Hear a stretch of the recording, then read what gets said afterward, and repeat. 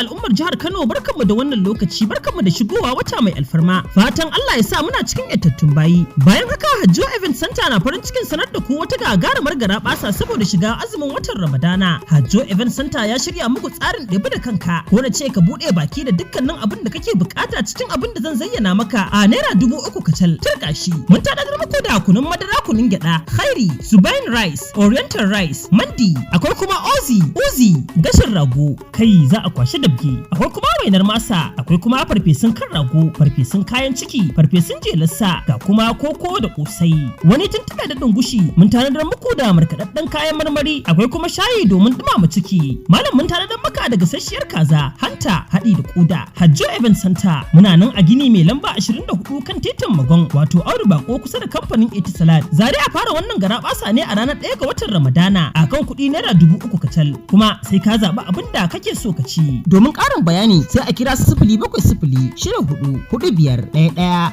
48 ko kuma a kira 0700 32 39 24 63. Kada a manta kuɗin da za a kwashi wannan raɓa gono naira 3,000 ne kacal.